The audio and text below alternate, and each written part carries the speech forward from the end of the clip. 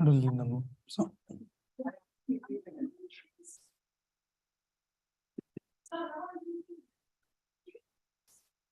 thank you everyone for joining in. There's a lot of people I see that are joining online, and thank you everyone here in person. So those who are joining first time these sessions, so we have started this series, Sampurna Bhagavad Gita. When we have been discussing, we'll be discussing the complete Bhagavad Gita, but we'll be giving only in the summary. So in 18 hours, 18 chapters, that's the target. Just to give the flow of Bhagavad Gita. You should put everyone on that. Are you good? Good to go? Are you sure? Okay. So last time we discussed the first chapter. So today we'll be discussing the summary of the second chapter. It is pretty long. This is the second biggest chapter in the Bhagavad Gita. The longest chapter in Bhagavad Gita is the 18th chapter. And this is second biggest chapter.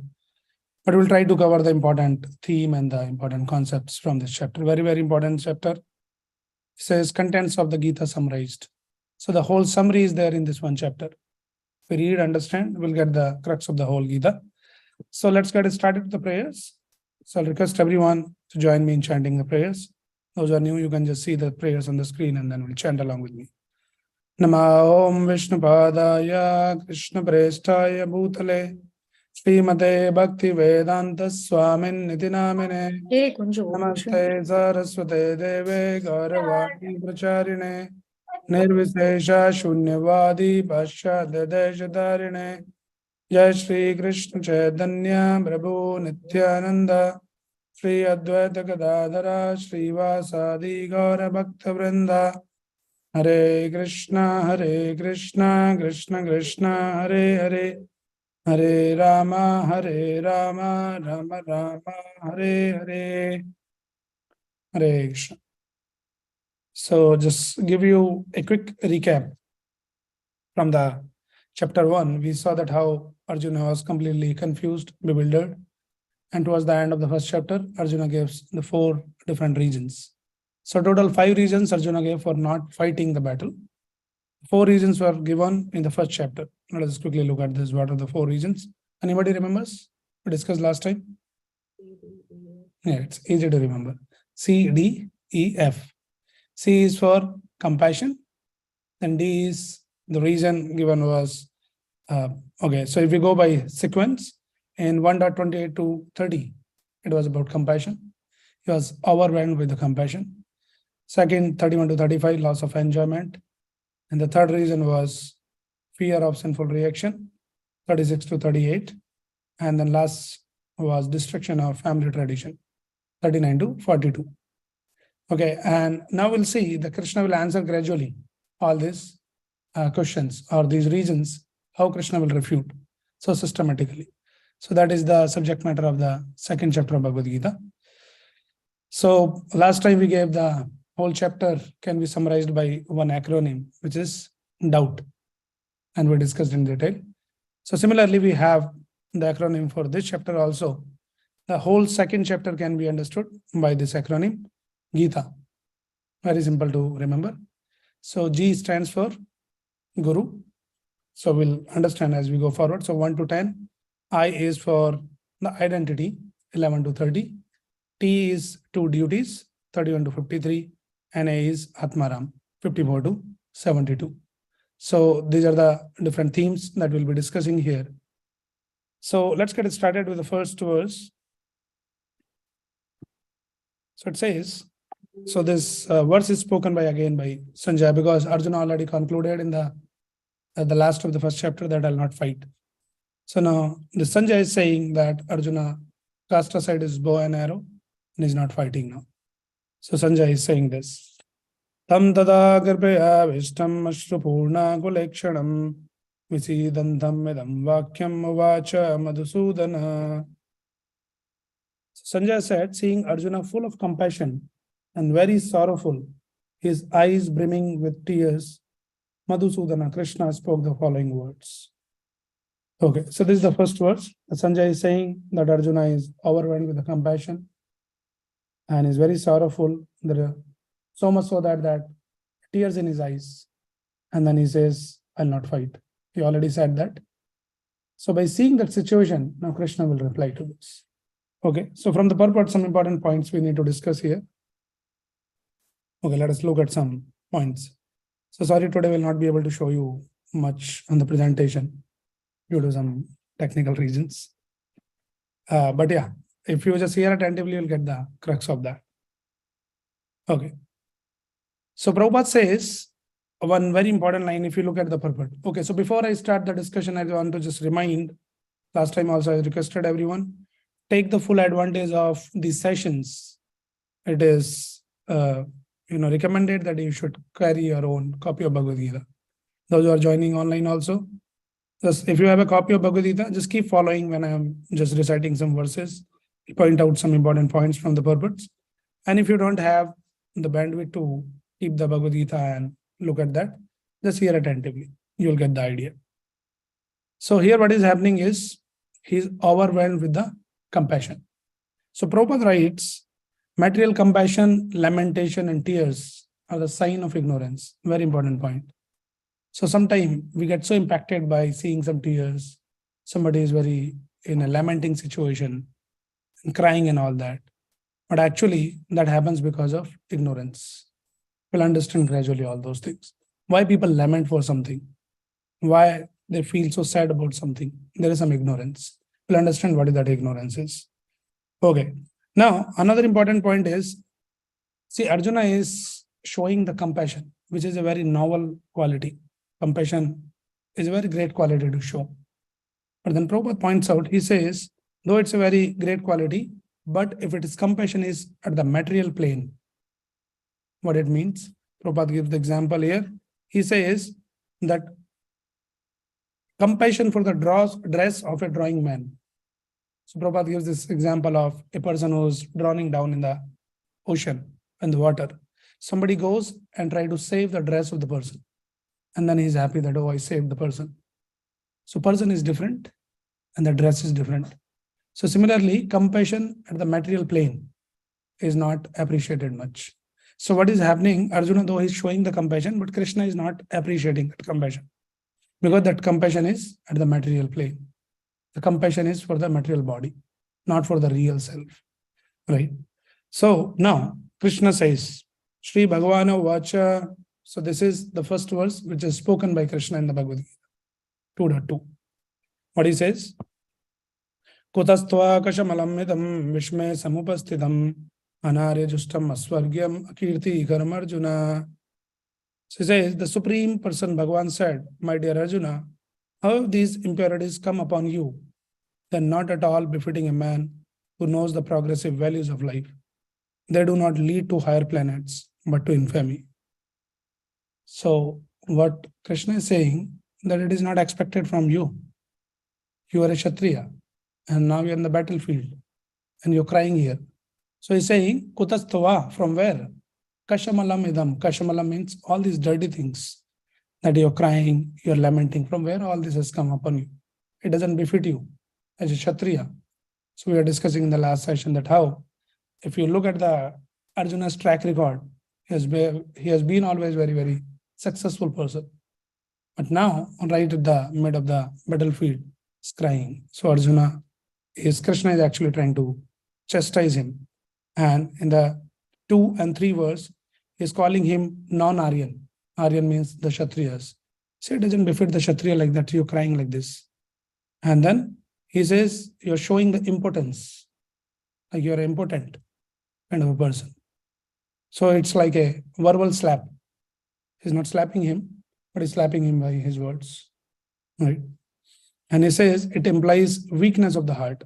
Now, very important point here, if you look at the purport, this verse says Shri Bhagavana Vacha. Who is speaking this verse? Krishna is speaking. Why it is not said as Shri Krishna Vacha? Okay, just one second. Mataji, I think you should tell someone, they should turn on something. It's too hot here, temperature. Tell Sharad. Okay. So Sri Bhagavan Uvacha. So from the very beginning of Bhagavad Gita, it has been established that Krishna is the Bhagavan. Otherwise, Vyasadeva might have said Sri Krishna Uvacha or any other name of Krishna. So many names he has been using in the first chapter, right? Rishikesha, Govinda and all that. But here it's very specifically saying Sri Bhagavan Uvacha. So it has been established from this verse itself that who is the Bhagavan. So we not get into the detail, but we discussed in our earlier session, in the 6th series session, the mystery of God. So those who are interested in learning more can go back and check the details. Who is Bhagavan? What is the definition of Bhagavan? So Prabhupada explains here that Bhagavan means one who possesses the 6 opulences. Anybody remembers what are the 6 opulences?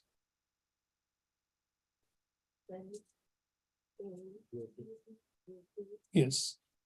So Aishwaryasya is like the richness or the wealth, and Virya, power, knowledge, beauty, renunciation, and then strength. So these are the 6 opulences. One who possesses all the 6 items in full is Bhagavan. So Krishna is Bhagavan here. And then Prabhupada explains that Bhagavan also can be understood at the 3 different platforms. Again, we are not getting into the details. So Brahmeti, Paramatmeti, Bhagavaniti. So there are 3 different features to understand that absolute reality. So somebody understand Bhagavan means some light. That is Brahman effulgence. Somebody thinks Bhagavan means he's sitting in our heart. That is Paramatma feature of Bhagavan. But then the highest reality is Bhagavan means Param Purushottam Bhagavan. A Shyam Sundar form, 2-handed form. That is Krishna. So that point has been established in the very beginning of Bhagavad Gita that Krishna is the Bhagavan. Okay. Now we'll go next. And then Arjuna further, put forth his doubts and confusions in 4 to 6. So what Arjuna says, he says that how can I counterattack all these people like Bhishma and Drona? They're my teachers, grandfathers. They're worthy of my worship. They are my worshipable superiors. How can I kill them? So very solid argument. And then he is actually asking Krishna that if it was your grandfather, would you kill them? Krishna is trying to confuse Krishna, right? And then the 2.6, that is the 5th argument that he says that I'll not be fighting. So 4 arguments he put forth in the first chapter, and the 5th argument. So in the 6th argument, in the 6th verse, 5th argument is given here, which is indecision. So what he says, now do we know which is better, conquering them or being conquered by them? The sons of Dhritarashtra, whom we killed, we should not care to live, are now standing before us on this battlefield. Says, I am completely confused. I don't know whether I should kill them or I should be killed by them. So he's not able to make any decision. So this is the 5th argument, indecision, 2.6. Okay. So this is one important thing. Now, one of the most important verse comes is the 7th verse. So look at the 7th verse. Says, Karpanya dosho bhata swabhava prachyami tvam dharma sammuda chetaha yashreyashan nishchidam bruhitan me shishyaste hamshadimam tvam prapannam. So what is saying, I am confused about my duty and have lost all composure because of weakness. In this condition, I am asking you to tell me clearly what is best for me.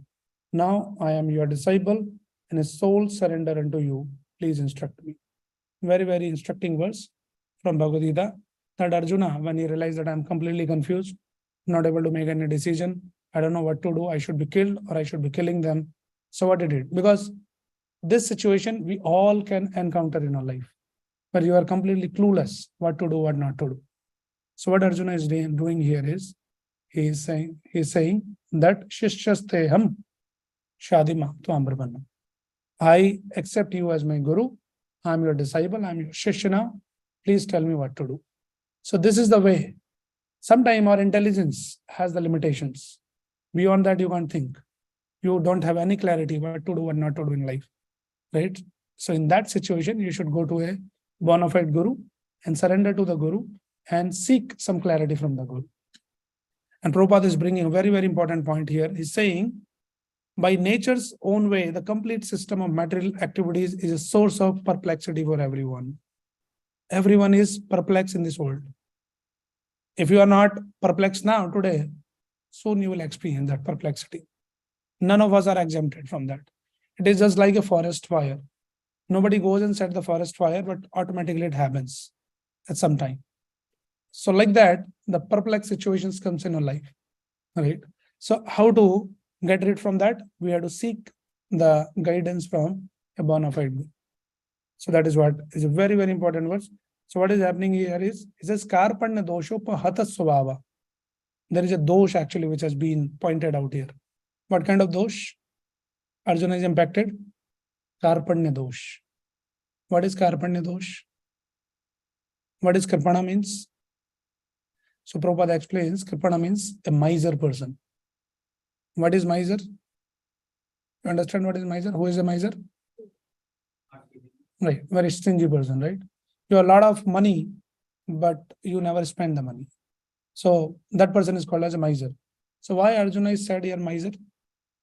So we should understand actually we all becomes miser in our life. If we understand this verse.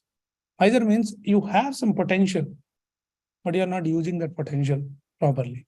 So what is that potential in this human form of life? We all have the potential to elevate ourselves spiritually, to liberate, to get rid from this cycle of birth and death. But you are not using this potential. This is the wealth which has been given to all of us, this human form of life. But we are not realizing our wealth, we are not understanding, we are not using it, and we are becoming miser. So Arjuna is addressed here as is becoming a miser person. And in the 8th verse, Arjuna reconfirms complete dependence. He says, no matter whatever you give me, if I get the unrivaled kingdom, still I'll not be able to get rid from this grief. Why Arjuna is saying like that? What is the problem? He is saying, if you make me the king of the whole world, still my grief will not go away. What do you understand from this? Any clue? Yes. So what happens? There are different kind of problems and there are different kind of solutions. How do we understand this? A person who is a very hungry person and he comes in, walks in here, and we welcome him with a lot of garlands and everybody claps for him. We show him the respect and he's feeling really hungry, right? Does it satisfy that person? Because his need is something else and you are providing something else. So Arjuna's need is emotional need. So he's saying, if you give me the whole kingdom, still it doesn't satisfy because he's pained by the emotions, right? So we should understand. Sometimes what happens, it helps to understand the psychology of the person. When sometimes we deal with the people, family members, friends, relatives, right? And say, oh, okay, take some money, I'll do this, I'll do that, without understanding what they're going through in their life. So we need to understand that what exactly the problem is, what is the need, right? So he says, no, whatever you give me, I'll not be happy and satisfied. Okay, and in the 9th verse, Arjuna refused to fight. And in the 10th verse, Krishna smiled and spoke. Now, Prabhupada explained the point why Krishna is smiling. Arjuna is almost crying and Krishna is smiling at him. Why is smiling? Because he's making fun of him? No, he's smiling because a friend has chosen to become a disciple. So Krishna and Arjuna, they are actually friends. But now he says, Sishyasteham Shadimam Tvam Brahmannam. So I have become your disciple. So smiling, look at this, my friend, now I have become my shish. Okay, and then he start to speak. So this is the first section, which is G, which focus on accepting a bona fide guru. If you want to know more about that, we discussed the entire session about the need of a spiritual master. You can go back and see your series. In detail, you can understand what is the need of a guru. So here Arjuna is also establishing this principle of accepting the guru. Okay, now next section, which is starting from text 11 to text 30. And this section is known as the Jnana or Sankhya section. Sankhya means analysis of body and soul. So in this section, we'll understand. And this section refutes the first argument of Arjuna. What was the first argument? 1.28 to 30. Compassion. He was becoming overwhelmed by the compassion. So we see here. So this second section, also known as I. So we are talking about the acronym GITA. G is for Guru, I is for identity. So now Krishna will actually bring the identity. And if any of you were there in the introduction, we discussed about the identity crisis. The root cause of all the problems is identity clashes. So now Krishna will bring the another different identity altogether. So first what Krishna does in the 11th verse, Sri Bhagavan Avacha, Asosyan Anusochastam Pragyavadam Subhashashe, Gadasun Agatasumsha Nanu Sochanti Pandita.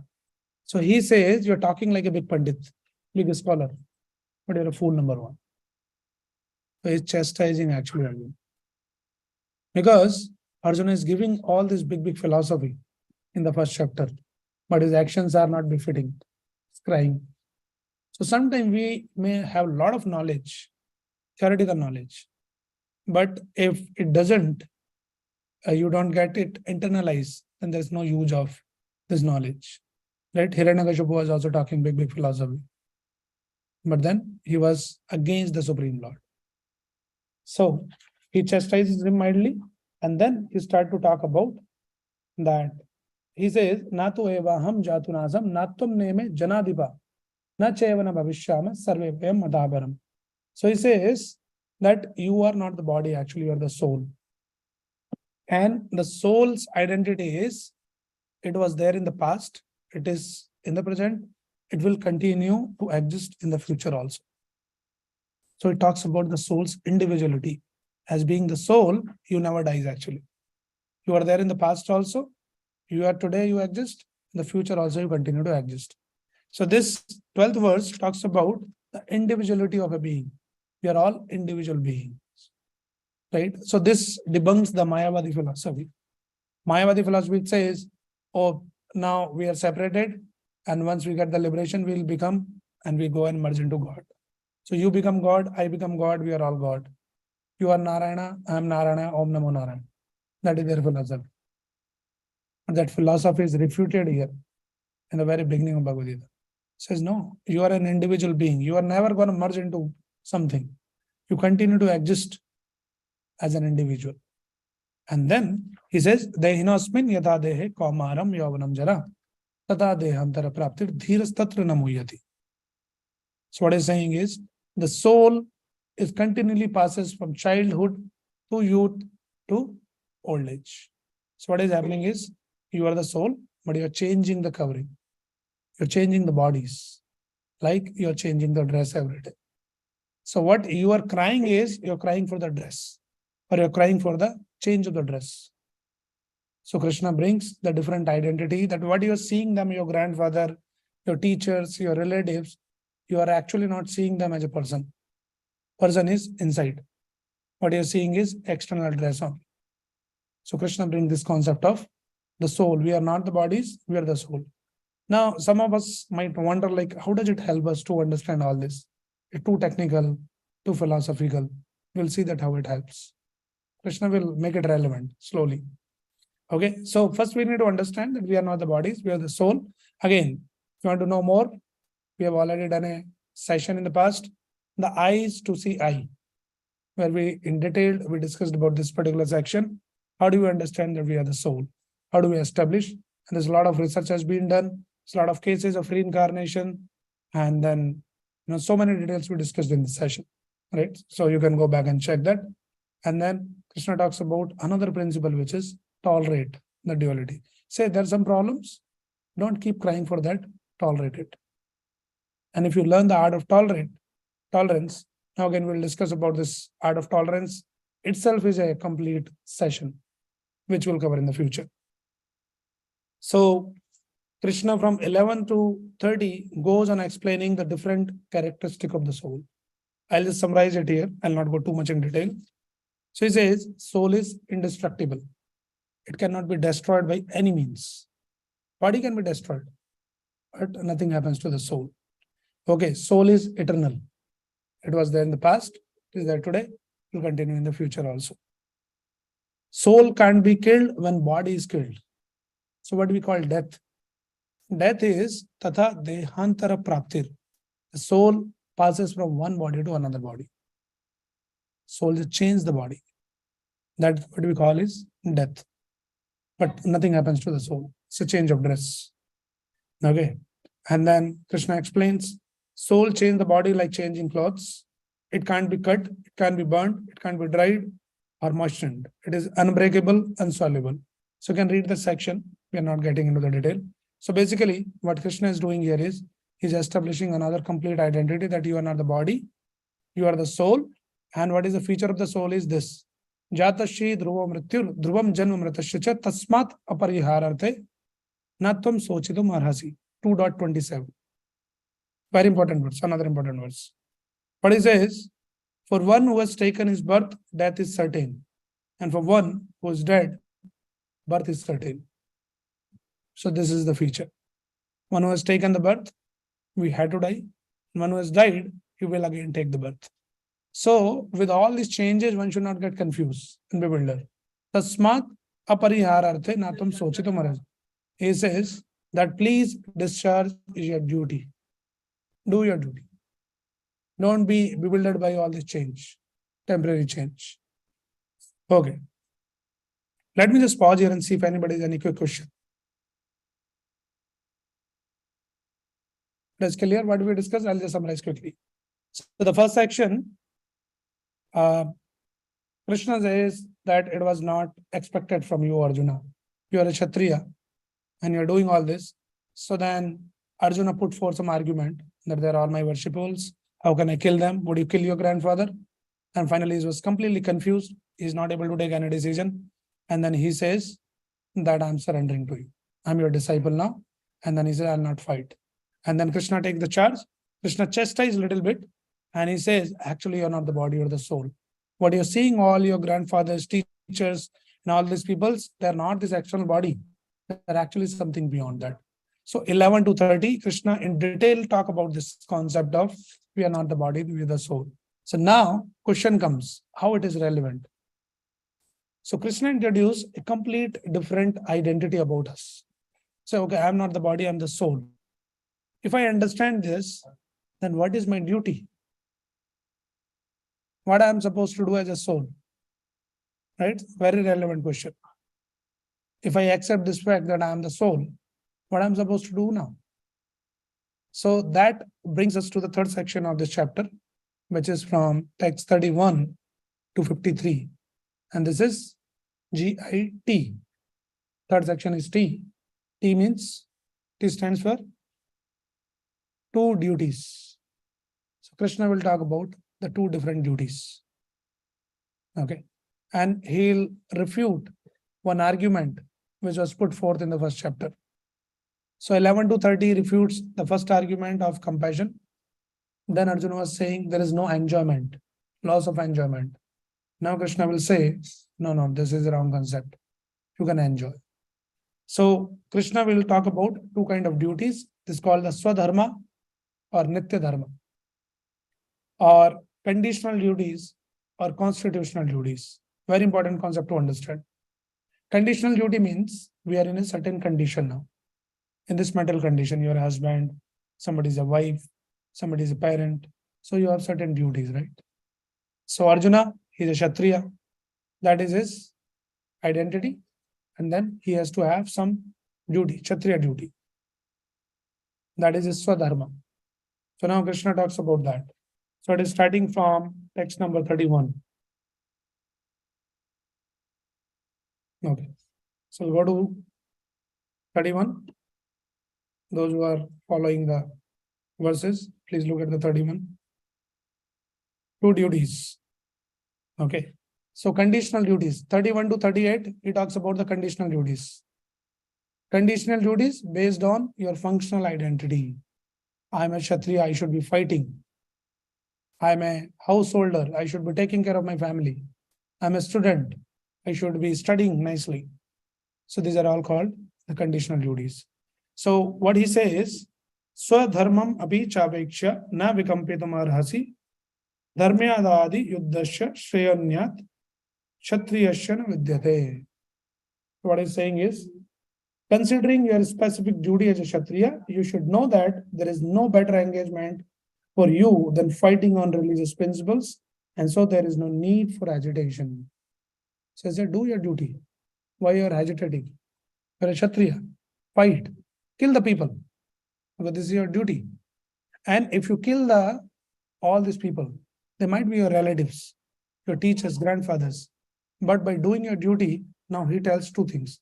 Okay, before that, let us understand about what is this dharma. So we discussed about this concept of dharma also. What is dharma? Dharma is not some religious affiliation.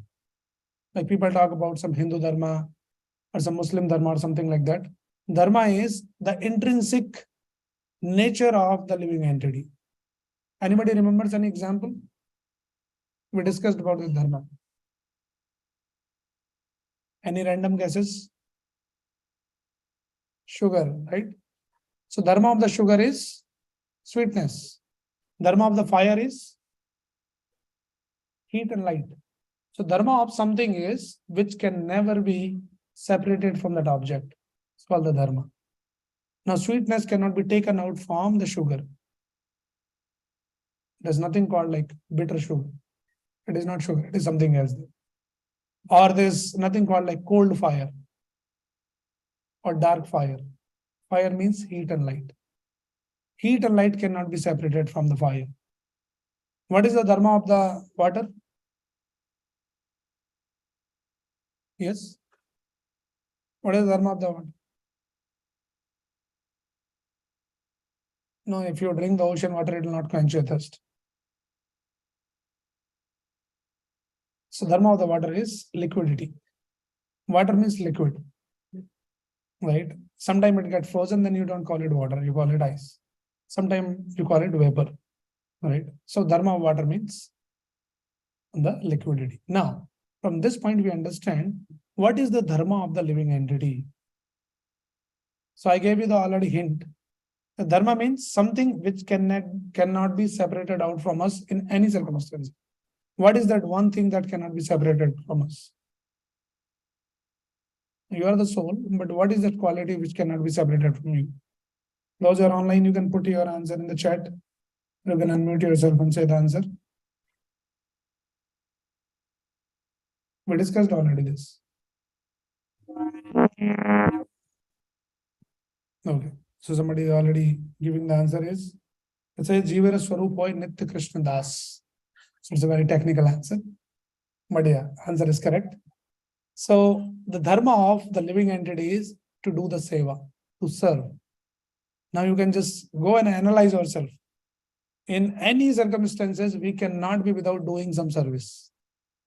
Either you will be serving your family, your boss in your office, or you are too extended consciousness, then you'll say, I want to serve society or nation, Rashtravadi. I'm a Hindu, I'm an Indian. Or if country like this, you don't have anyone to serve, you will keep a pet, a dog. You will be serving a dog, but you will be serving. So either we serve God, otherwise you will be forced to serve dog, but you have to serve. Choice is ours. So that is the dharma. So now Krishna, in this particular verse, is bringing about the concept of dharma. So dharma loosely translate as the duty. So there are two kinds of duties. One is swadharma, one is nitya dharma, or conditional duties or constitutional duties, or functional duties or fundamental duties. You can remember either way, right? So your duties depends on what you think of yourself you are. If you think you are the body, then your duties are to take care of the body. And if you understand what Krishna explained just before this, and you are not the body, you are the soul, then your duties are different. So that is what Krishna is bringing here. So 31 to 38 is talking about the conditional duties. So he's saying, Arjuna, you are a Kshatriya. So your duty is to fight, to kill. And by doing your duties as a Kshatriya, by killing in the battlefield, you will attain either, if you win in case, you will win the unrivaled kingdom and enjoy that. You will be the king. So you'll enjoy. Or in case, if you lose the battle and if you die in the battlefield, then you will be promoted to the heaven. Because you're dying doing your duties. So Arjuna was saying loss of enjoyment. Go back to the first chapter, 31 to 35. He says, how can I enjoy? But Krishna is refuting now and is answering. He says, you will enjoy. To do your duties, either you will enjoy the kingdom, or if you die in the battlefield, you will enjoy the heavenly planets. So in either case, you should be enjoying only. So better you do your swadharma as being a Kshatriya. But if you don't do your duties, then what will happen? So Krishna is warning Arjuna. He says you are a Kshatriya. If you fail to perform your duties, number one, it is a sin. So failing to do your duty, you will incur the sin. Okay. Neglecting your duties. Another thing is infamy. You'll become infamous. Oh, look at this Kshatriya. He ran away from the battlefield. So you will lose your reputation as a fighter. People will speak of your infamy. And then Prabhupada says, for a respectable man, dishonor is worse than death. For Kshatriya, better is they die. It is like that for the Kshatriyas. Right? He says, so he is warning them that if you fail to do your duties, this is what you have to face. And then there will be a lot of criticism. So benefit is either way. Either you win the kingdom, you win the battle and enjoy the kingdom, or you lose the battle and then enjoy the heavenly planets. Like that. But then this kind of enjoyment, this kind of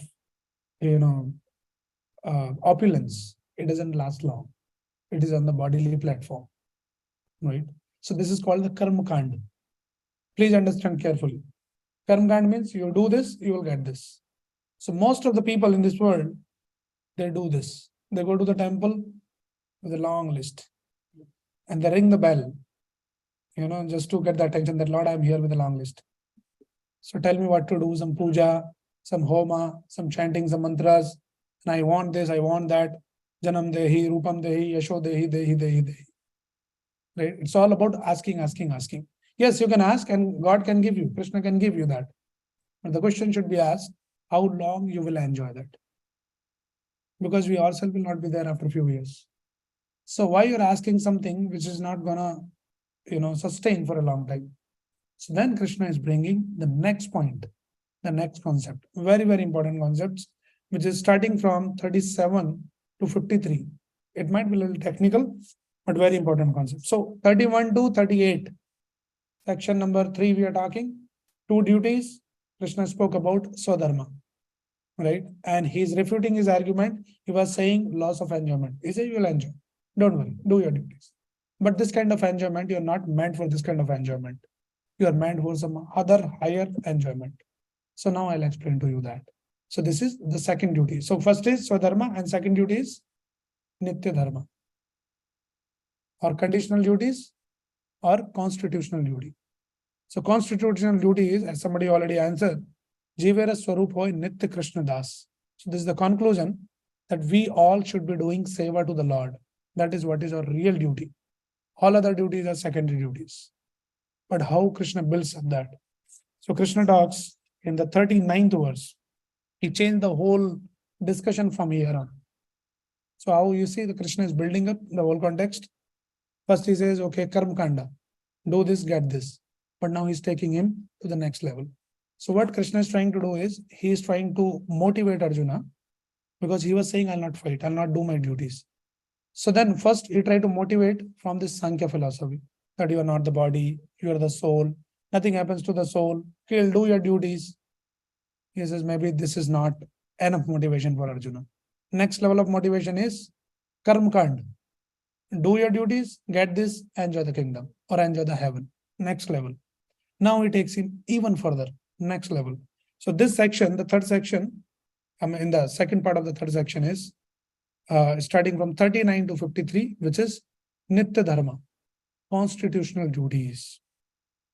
So Krishna brings here a very important point here. He says, 39 verse, you can see, those who are following from the book.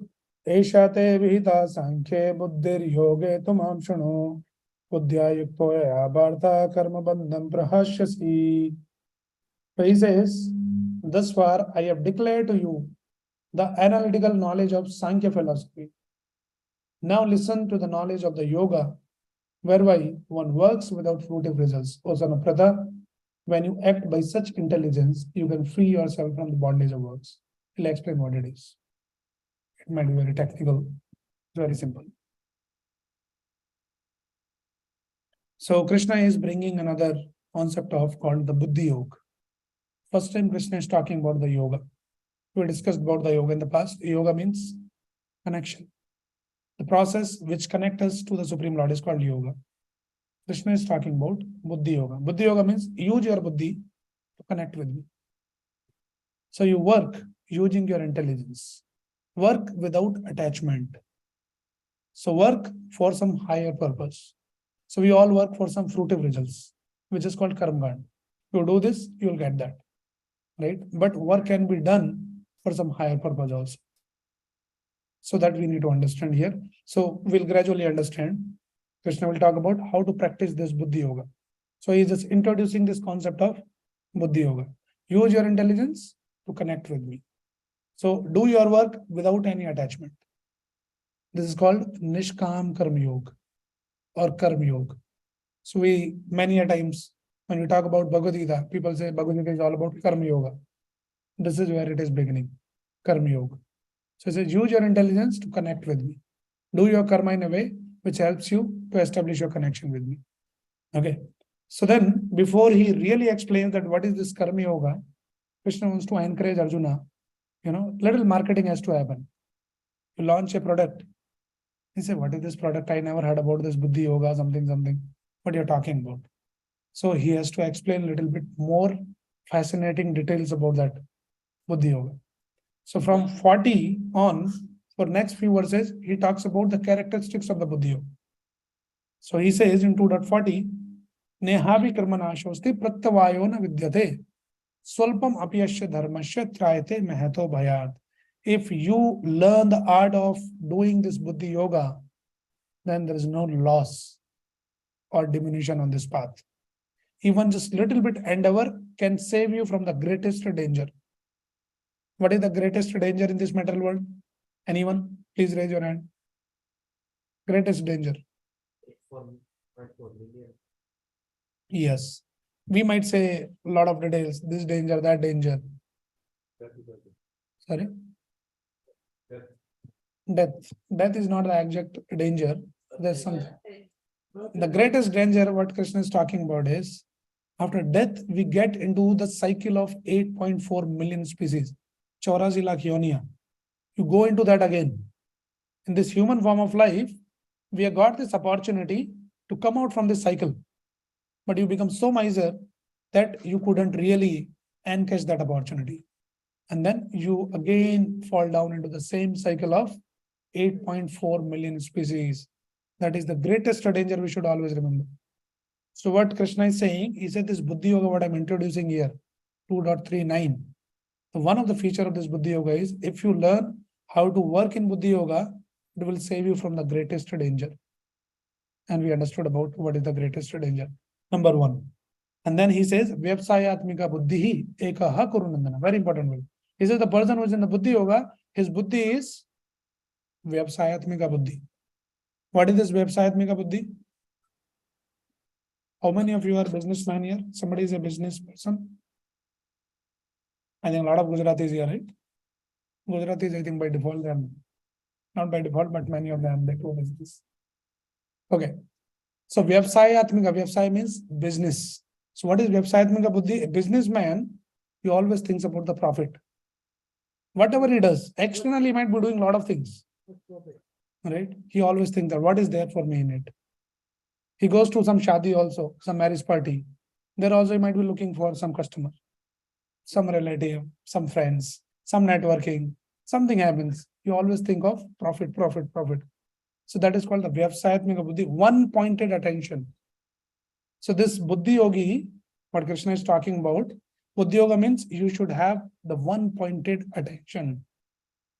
The greatest problem in this modern age is distraction, multitasking. And there's nothing called multitasking. Scientifically also it is proven. Our brain is wired to do one thing at a time. But we think I can do so many things at a time. So then we are not efficient and productive in any of the area. So Krishna is talking about learn the art to be focused. When you come to the temple, just be in the temple.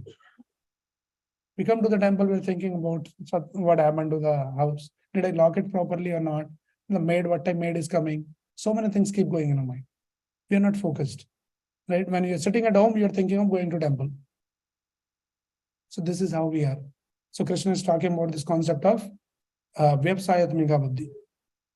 And then Krishna says all this karma kanda and all of that, it is for the less intelligent people. That I'll do this, I'll get that. 42 and 43. Karma kanda is for less intelligent people. And the 44 verse, he says why people are not able to develop this kind of buddhi. Vyapsayatmika buddhi. One-pointed attention. Completely focused on Krishna. Why? He says Bhog Aishwarya Prasaktanam. Two reasons has been explained. 2.44. Look at the verse. Bhog Aishwarya Prasaktanam Tayapaharth Chetasam. Vyavsayatmika buddhi samadhavana vidiyate.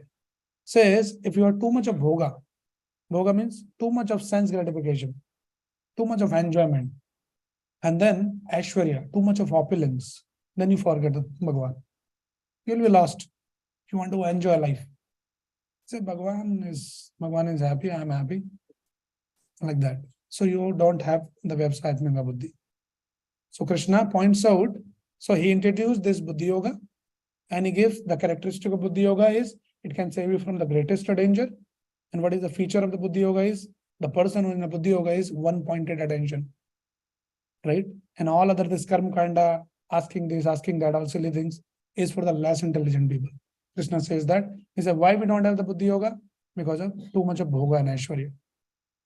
And then Krishna further says that one should come out from all this. And now he comes to the main point. What is the main point? Very, very important words. The most commonly quoted verse from the Bhagavad Gita. What is the verse which people keep quoting? Karmanyavadikaraste ma phalesu kadachana ma karma phal heturbur mate sangastu akarmani.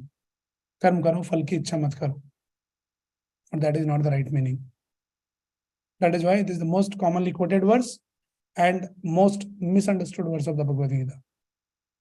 So let us understand this. We'll spend a few minutes to understand this verse and then we'll be closing that our discussion with that. Okay. So what it says, Karmanyavadikaraste. Now this is completely different, dynamic. It will change your life's perspective.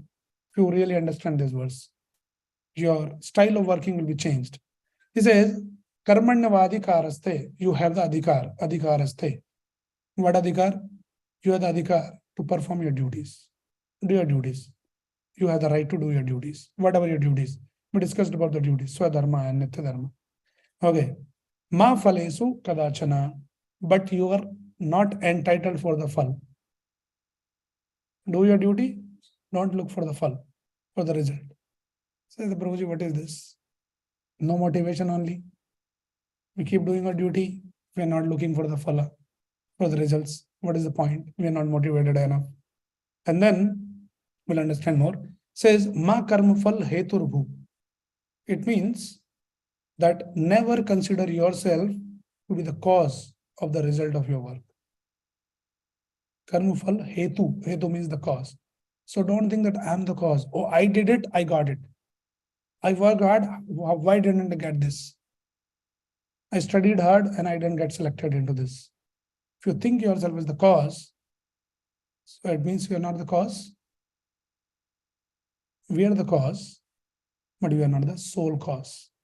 There's so many other different causes. There's so many other factors which works in this world to bring the results of your work. So if you are thinking, I'm the only sole cause, if I did this, I should get that, then it will lead to frustration. Also, if you consider yourself the cause, then you become the responsible. And then you had to either enjoy or you had to suffer the consequences of your work. If you don't get the results, it will lead to frustration.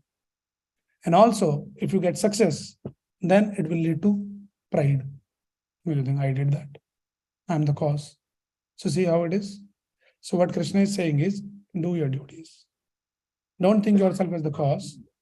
And now somebody might say, anyway, I'm not entitled for the results. I'm not the cause also. So then why do unnecessary, break my head? Let me just sit peacefully. If something has to come in my life, it will come. If Krishna wants to give me the results, he will give. If we don't want, anyway, I'm not the cause. I'm not entitled for the result. So I'll not be bothering about the problem, the work itself. So what Krishna is saying here is, he says the last line, Mate sangos to akarmani. Don't get attached to not doing your duties. Don't be the escapist. Don't become irresponsible. Do your duties.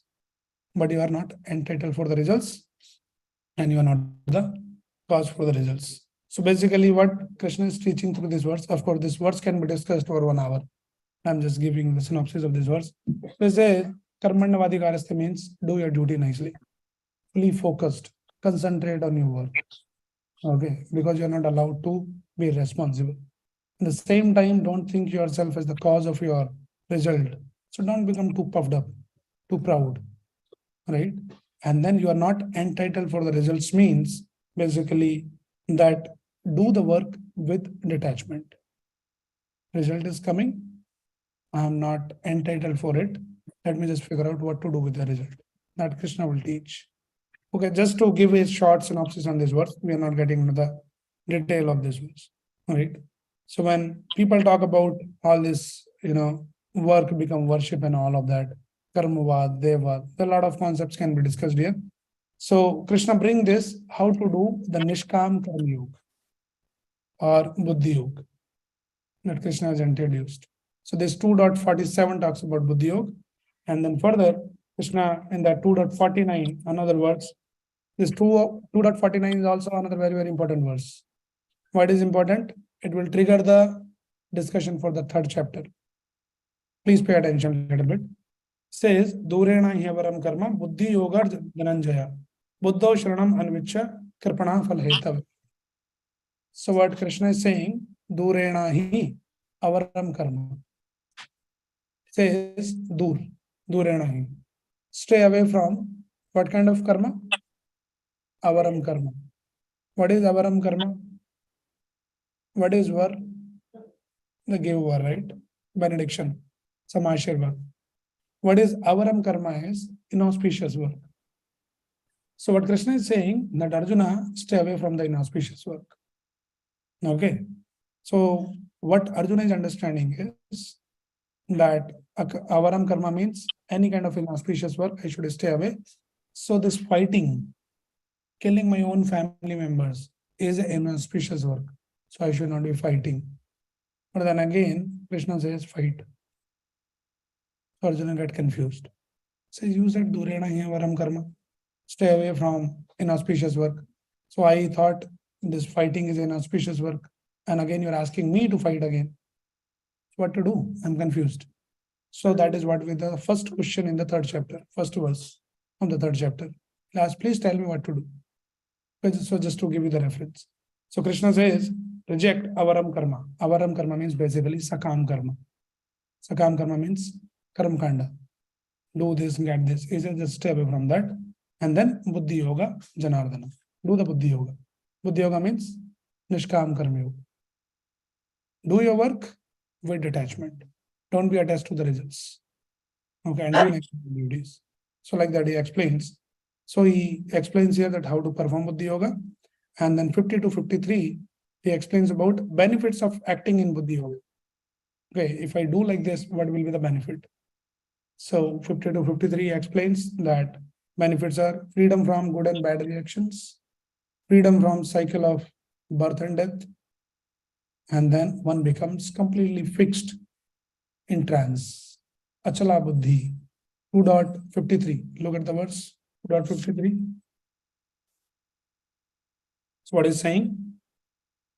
Shruti vipratipannate yada sthashyasi nishala samadhav achala buddhis tada yogam avapshyasi. One who works in buddhi yoga will attain the achala buddhi. Achala buddhi means the fixed intelligence, focused intelligence. So that triggers another question to Arjuna. And that is the 4th section of this chapter. Okay, quick recap. So I want all of you to help me to find out what we discussed. Those who are online, please keep typing. Be ready on the chat. And here also the people. Okay, so what we have discussed so far is, first section is G. G is for Guru. So the whole chapter begins. Arjuna gave the 4 reasons, and then Krishna says that what are all these impurities, from where it has come. It doesn't befit you. But showing the compassion, but this compassion is not the noble compassion. This is a material compassion. Showing the compassion for a dress of the drowning man, not useful. Okay. And then Arjuna put forth another reason that I am completely not able to make any decision. I surrender. 2.7, very important verse, wherein we learn that for any confusion, any perplexity in life, one should go and take the shelter of a bona fide guru and seek the clarification, seek the guidance. And after that, he says, I am surrendered to you. Shishyasteyam shadimam tuam prapannam. And then please guide me. I will not fight. And Krishna smiles. And then Krishna starts to speak in 2.11. First, Krishna chastises Arjuna. Hasochan anusochastam pragya vadam sabhashashe. Talking like a big pandit, but you don't know the basics. Learn the basics first. And then Krishna start talking about the Atma Gyan. Who are you exactly? Na tu eva ham jatunajam, na tum neme janadiva. There was never a time when you, me, all these kings were not there and will be there in the future also. So you are eternal. Soul is just transmigrating from one body to another, like we keep changing the dresses. And he gives various different features of the soul. Soul is ajanma, it never takes, na jayate, priyate va kadachin. Never takes birth, it never dies. It is like changing the clothes, it cannot be cut into pieces, cannot be burnt by the fire, cannot be withered by the air. So like that, he gives various characteristics of the soul to establish that we are not the body, we are the soul. So know about yourself first. And don't become bewildered by the change. Do your duty. One who has taken birth has to die, and one who dies again takes the birth. Please continue to do your duties. So like that. And then question comes, okay, if I understand I'm the soul, so what are my duties? So in the third section, starting from 31, Krishna talks about 2 duties. So we saw G for Guru, I for identity, 11 to 30. Third section is T, 2 duties from 31 to 53. So first we talk about Swadharma. So duty is loosely translated as the dharma, or dharma is translated as duty. So first we talk about the Swadharma. Being a Kshatriya, do your duties, you will enjoy. So it refutes his argument. I will not have enjoyment, loss of enjoyment. And then he talks about the Nitya Dharma. He says, Nitya Dharma means Nishkam Karma Yoga. You do your duties for the sake of doing the duties, be detached. You have the right to perform your duties, but you are not entitled for the results. So now question can be asked, how would I be motivated to do my duties? So it is very impractical verse. It is not impractical. You can be still motivated. So when he says that you are not entitled for results, it doesn't mean that you don't think about the result. You still think about the result. But you know there's something beyond the result also. There's something beyond the result. So don't just get consumed by the result itself. If in case you don't get the results also, you know there's something beyond that. So when you learn the art of doing the work with detachment, then maybe sometime you will be a failure. But by doing this kind of karma, this kind of duty, you get purified. So that is the higher motivation, right? So there are 4 level of motivations has been explained in the scriptures. Very basic and very low is desire. How somebody is motivated by something, there some desires are there. I get this, I get that. And then next level is the duty. So you may not get something, but you understand this is your duty. To serve your parents, it's your duty. Parents might be old. It might not be giving you any pleasure in serving them, but it is your duty, you understand that, right? So there is a desire, there is a duty, and beyond that, there is a love. And that is the highest motivation, right? So Krishna talks about that. He says, you do your duties for some higher cause, like a student who studies. So a student can study for getting the marks, but a student can also study for learning. That is the higher cause. So in the course of learning, you may get sometimes little less marks, but still you are motivated.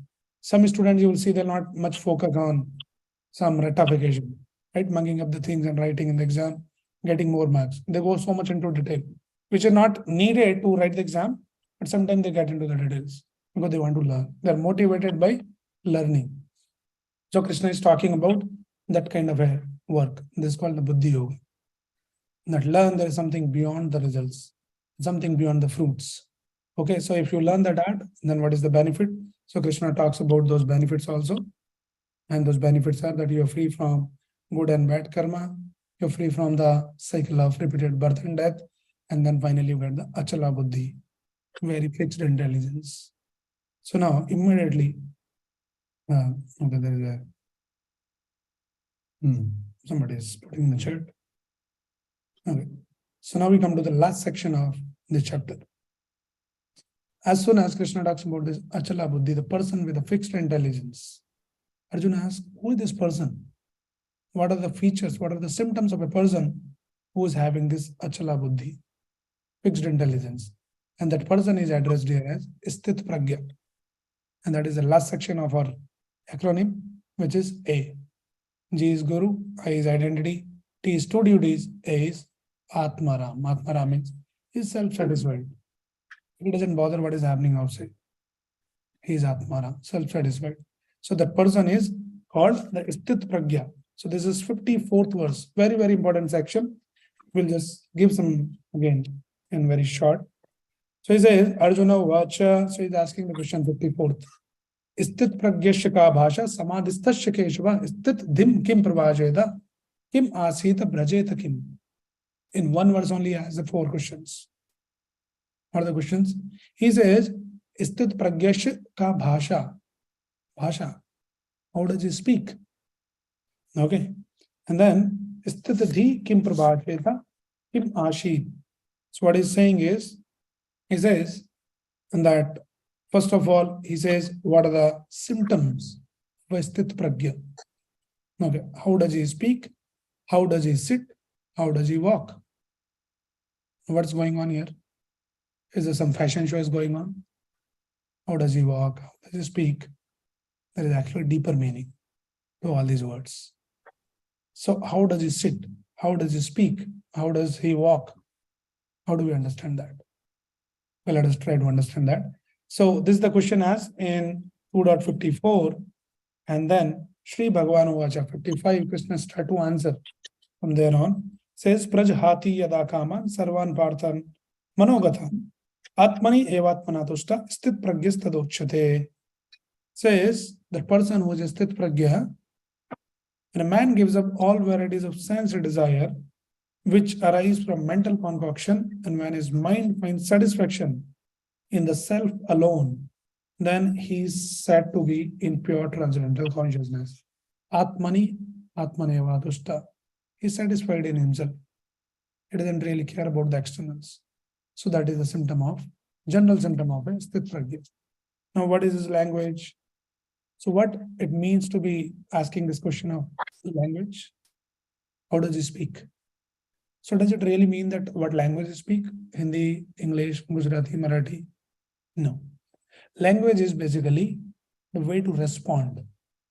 If you ask me a question, I'll use one language to respond to your question. So basically saying that how the person respond to the different situations in life.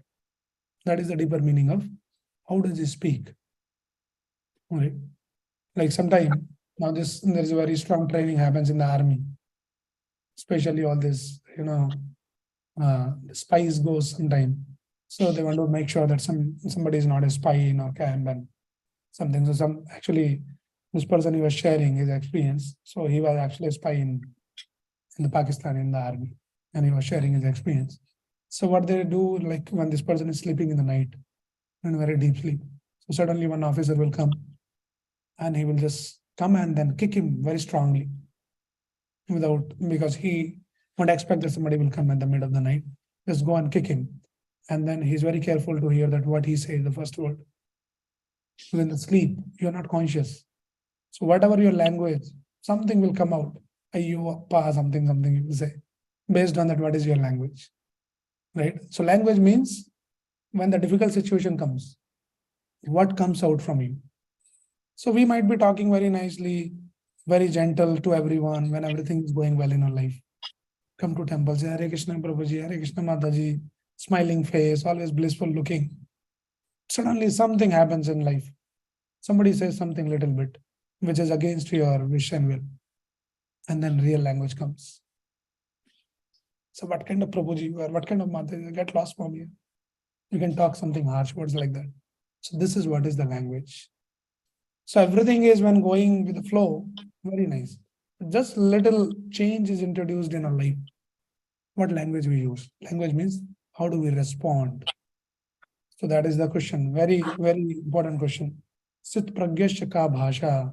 How does it respond? So Krishna answers this in 56 and 57. He says, Dukeshu anudvignamana sukeshu vigadispra vitrag bhayakroda sthit dhir manurichade. So he is not elated when there is happiness, and he is not disturbed when there is problems, free from attachment, fear, and anger. Now again, we are not getting the details. This one verse needs one hour session. So much details are given here, but this is a summary session. So I'm just giving you idea.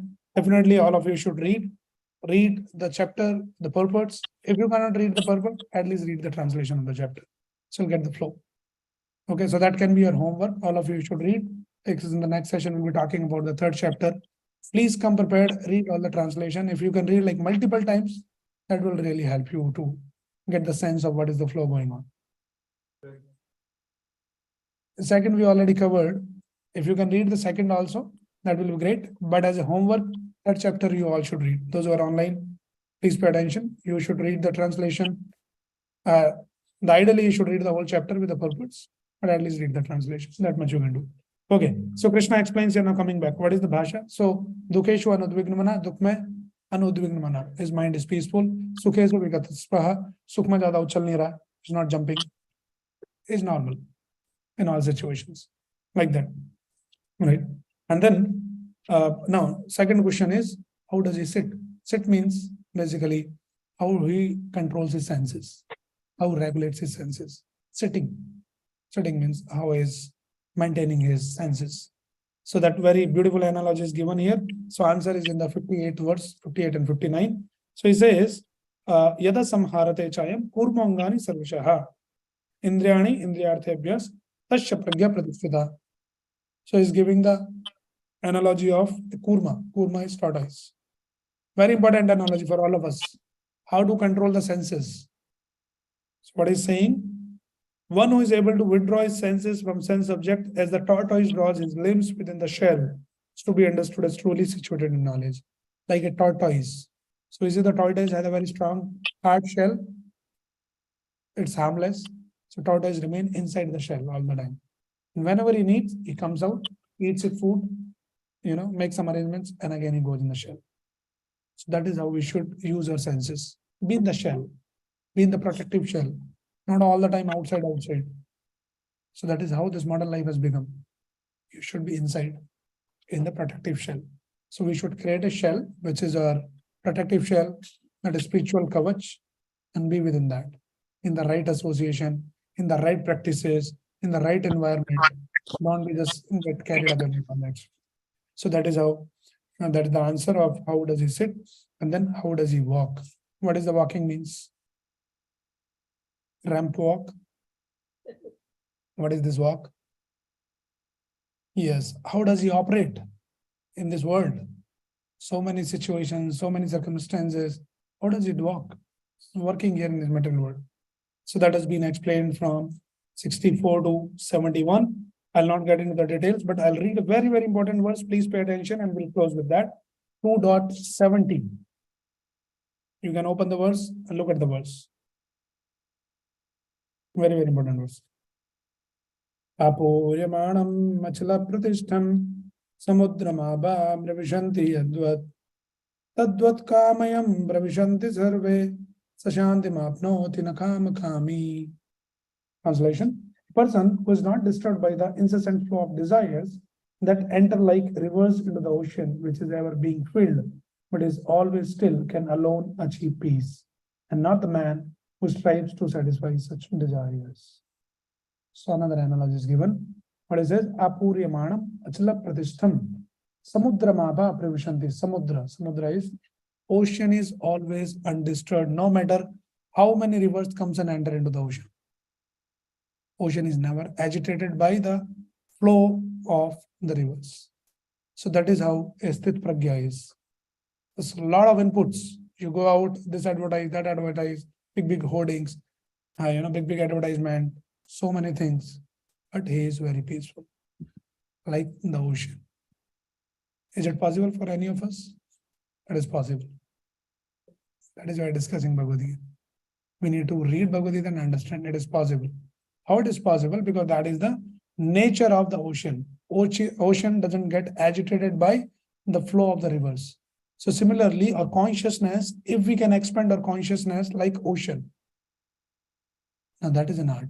How to expand our consciousness like an ocean? So Krishna is the ocean. Krishna is the ocean of everything. Right? So if we can become Krishna conscious, when in your consciousness Krishna is there, it means ocean is already there. Ocean means it is self-satisfied. Ocean is unlimited, self-satisfied. So it doesn't need anything. So that is why it's peaceful, not agitated. Who is agitated? Who is always, I want this, I want this, I want this, I want this. You're always agitated by each and every small desire. So that person, kami, always desires a lot of things of this mental world. That person is always agitated. But this sthit pragya is not agitated like the ocean. So if we can become ocean-like in our consciousness, then you can be very peaceful. You can be Atmara. So that is what sthit pragyas, he walked. So there's so many things in this world. You see the things. You cannot close your eyes, but you are unagitated because you are already experiencing oceanic bliss inside you. And that is possible when we become more and more Krishna conscious. So the beginning of Krishna conscious happens when we start to chant Krishna's name. Hare Krishna, Krishna Krishna, Hare Hare, Hare Ram, Ram Ram, Hare Hare. So when we start to chant Krishna's name, that chanting of this Mahamantra helps us to connect with Krishna. So there is a connection. We are all very tiny puddles and Krishna is like an ocean. So you just lay a pipeline. So then the ocean water will start flowing in. So that pipeline is this Hare Krishna. So you just chant every day. Start with chanting 1 round, 2 round, 3 round, 4 round, 16 rounds. Read Bhagavad Gita. Soon you will see that your mind becomes calmer and calmer. You truly understand the principles and practice them. So that is what is the conclusion. So he asks, Sthit pragyashaka bhasa samadhistasya keshava sthitidhim kim pravasheda kim asita brajeda kim. And Krishna answers elaborately, but we discussed in very short here. And then finally that person is the last words. Esha brahmi sthita partha nayanam prapya vimuyati istivashyam antakalepi brahma nirvana rachyati. That is the way of the spiritual and godly life, after attaining which a man is not bewildered, being so situated, even at the hour of death, one can enter into the kingdom of God. That is the final destination. If we attain that state of consciousness, sthit pragya.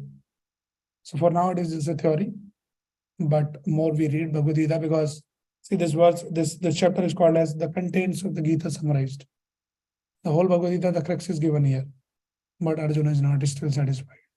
We'll ask next. In the next one, we'll ask the question. So you spoke all this, but I'm confused. Arjuna is not confused.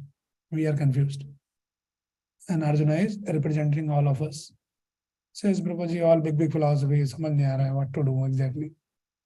Okay, Arjuna will ask some questions. You said, Durena hi avaram karma, buddhi yoga janara. That just stay away from all this, and now you're asking me to fight. What to do exactly? Then Krishna in detail, in the 3rd chapter, will talk about karma yoga. Learn how to do the karma yoga. So that is the next verse. So the homework for all of you is, please do read the translation along with the purports. If not the purports, read the translation at least multiple times. If not multiple times, 1 time. All kinds of concessions is to be given in Kali Yuga. Nothing can be done. Chapter 3. So I'll get you, it will prepare you that what is the subject matter. Okay, so I'll just quickly summarize in just 1 minute what we learned today. So this whole chapter, the 2nd chapter, has 72 verses, can be summarized by this acronym Gita. So G stands for Guru. So the importance of when you are perplexed in your life, you are not able to make any decision. Go to a bona fide guru, take the shelter of the guru, and then seek the clarification. When you go to the guru, what guru will do? Guru will first help you to understand yourself. Atmagyan, who are you? 11 to 30, which is identity. So Krishna talks about your real identity, that you are not the body, you are the soul. Okay, now when you understand that you are the soul, what is next? What is my duty as being the soul? So 31 to 53 talks about two duties. One is Swadharma, one is Nitya Dharma. 31 to 38 talks about the Swadharma as being a Kshatriya. You do your duty. So we all are in this material world, different duties, do the duties. And if you can learn the art of balancing your Swadharma with the Nitya Dharma, what happens? We go on the extremes. Either you're too caught up with the Swadharma, no time for Nitya Dharma. Or sometimes you become too much into Nitya Dharma, you start missing out on the Swadharma. That also creates the problem. So the best course is learn the art of balancing both Swadharma and Nitya Dharma parallelly. So Krishna talks about that, 31 to 38 Swadharma, and 39 to 53, starting from the buddhi yoga concept until 53 explains about the Nitya Dharma. And then he says the person who practices this buddhi yoga, and then he attains the achala buddhi, fixed intelligence. Arjuna asks, what is the symptom of a person? Sit pragyashaga vasa samadhista shakeshva stitadhim kim pravacheta kim asita prajeta kim. So he has the 4 questions, and 54 to 72, Krishna elaborately explains symptoms of sthit pragya. Okay, that is where the question ends, but Arjuna's doubts are not ended yet. We'll ask more doubts. Okay, before Arjuna asks the doubt, anybody has any doubt here? Those who are online or anyone in person, please ask if you have any question.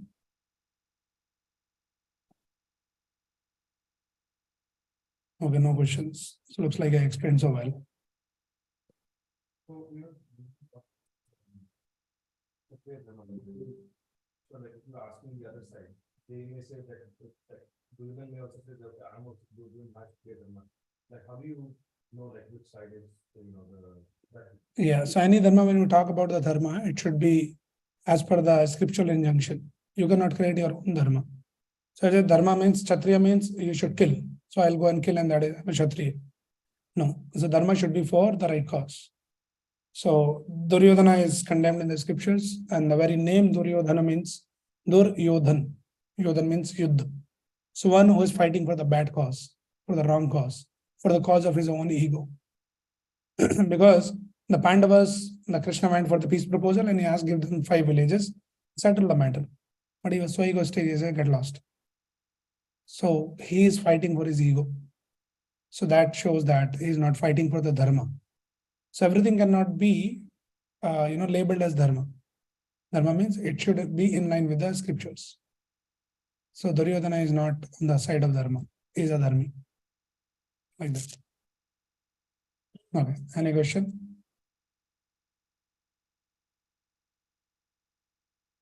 Okay. So let us chant now. I know for asking the questions for this kind of chapters, you need little study. So please study. And if you have any question, okay. So I think we should create one forum for asking them the questions. So what we'll do is, last time I said that people can post their questions in the group, but then I realized that people, only admins can post. So in the group description, we'll put a link for a Google Sheet. You can post your questions there, and we can answer there, or we can answer here in the class. Okay, so you check out in the Gita Life group description. We'll be posting a link where you can post your questions. Any questions when you're studying, feel free to ask. For now, let us chant.